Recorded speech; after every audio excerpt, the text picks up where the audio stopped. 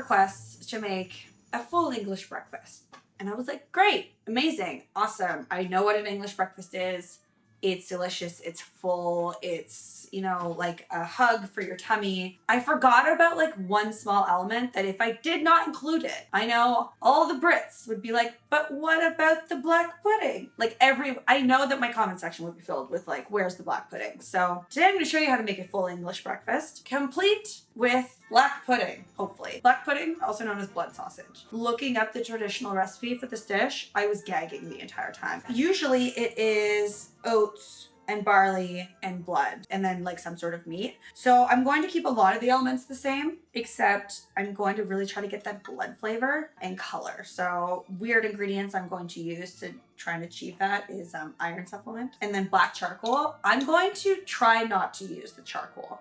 I'm gonna see if adding all these ingredients together will just make like a black sausage. If it doesn't, we're going in with the charcoal to dye it a little bit. Some elements to this guy that I'm going to try and get that like meaty, earthy texture. Beets, also they're red, which is helpful. Silken tofu, and a really strange ingredient, nettles. You can actually brew nettle tea and drink, I think it's like a liter of nettle tea a day to kind of get your natural iron up. If it has a lot of iron, it probably also tastes like earthy and maybe has that metallic-y blood flavor. I don't know. I'm speculating. So on today's episode of Flip It, we're going to try and flip the traditional English breakfast. All right, I have thrown the barley right into some water. We're just going to boil that until it's soft. I'm also boiling some water here to soften up our nettles. And this really, you just want it until it's soft. So like let the water come to a boil and then cook it for like a couple minutes. While these things are boiling, to move things along, I'm just going to start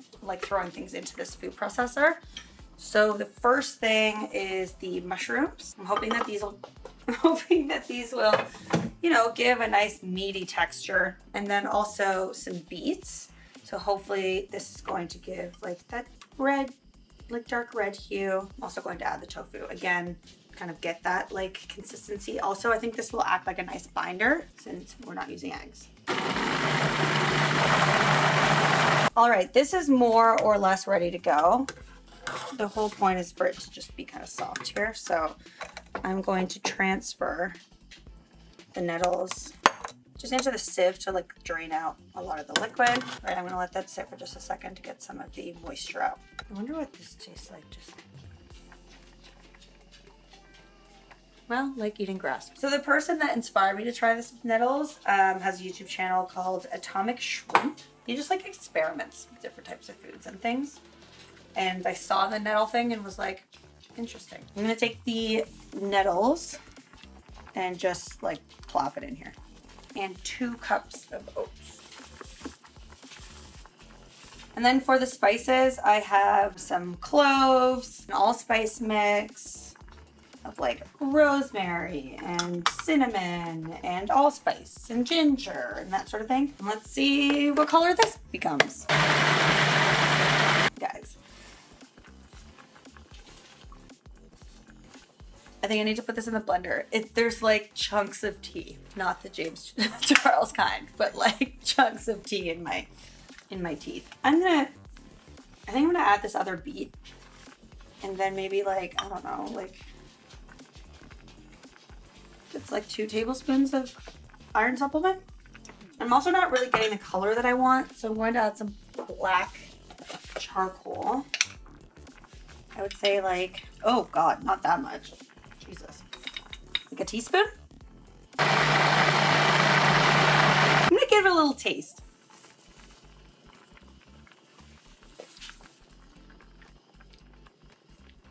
I don't know what it tastes like. So I'm pretty mighty tired of pulling twigs from my teeth. So we're putting this in the blender. I'm so glad that you all came out to join me today for this hot mess of a recipe.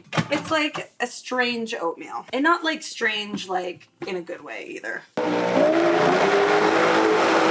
So what I've made here is a wonderfully gray,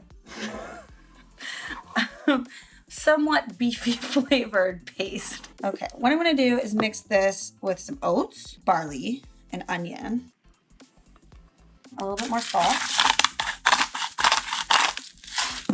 and then the remainder of the oats. All right, now I'm gonna add in the barley that we cooked. I'm gonna set this in the fridge to cool down a little bit so I can handle it because it's pretty hot right now. We're back with this. Guys, I don't know. I feel like ideally let it sit for like an hour to cool down and like get really gelatinous. But like we gotta move on with our lives. So I'm just gonna spread this out.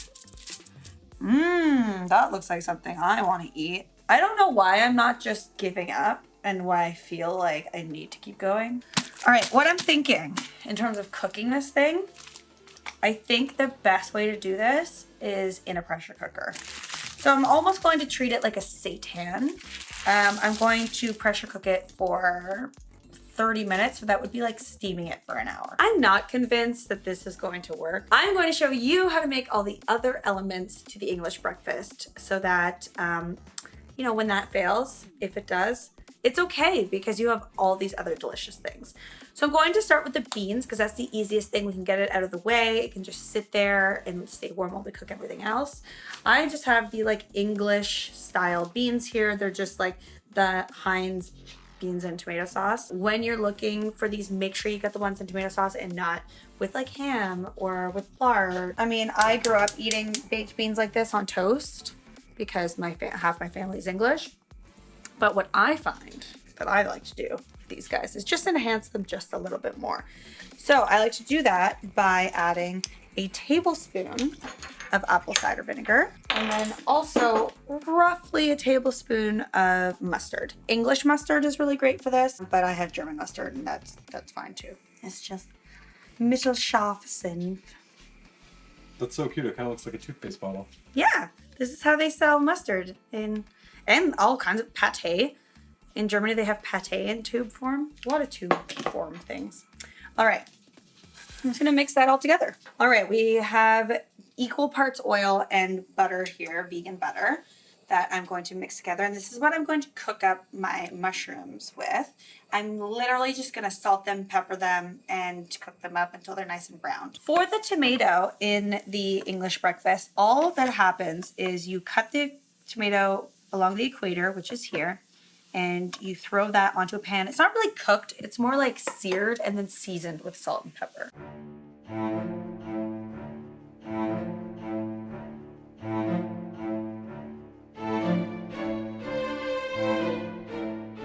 All right, now in the same pan as the mushrooms, so all the oil's in there, it's really nice and seasoned for the mushrooms, I'm going to add the breakfast sausage as well as our bacon.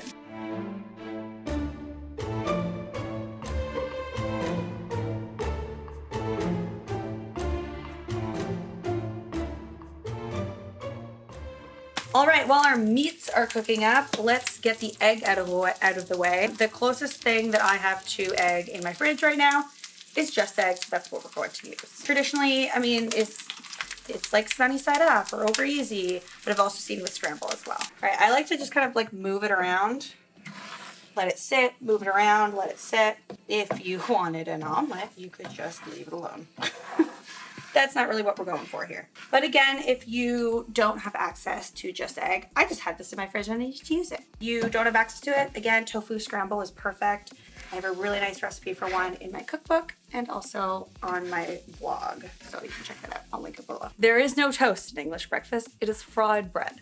So I'm just adding some vegan butter to the bread. And then I have all this leftover oil from when we cooked everything else, which means it's going to have a really nice flavor. I'm just gonna fry the bread like I would fry anything else that we've cooked today. All right, I've pressure cooked this for half an hour. It's like steaming it for a full hour. And we're gonna see it.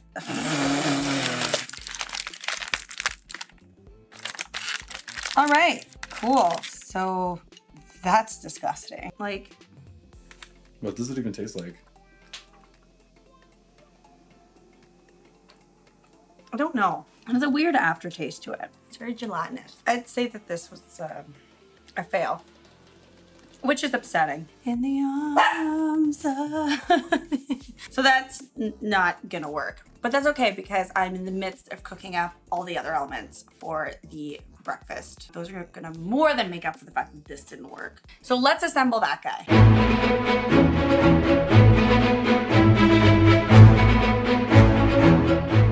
All right, friends, we have our full English breakfast, also known as the fry up. Let's give this a go. I mean, this was a flop. It's starting to get like hard and gelatinous now, so I wonder if I needed it to like sit overnight. Anyway, doesn't matter. I don't recommend that recipe. I don't recommend doing any of what I did to try to accomplish black pudding today. But this, guys, an indulgence. Like, no wonder it's called the full fry up. Like, everything is fried and delicious and full. It's like a full farmer's breakfast that we have over here in North America. Very similar. The toast is often served with marmalade, so I have that here. And also orange juice and coffee or tea.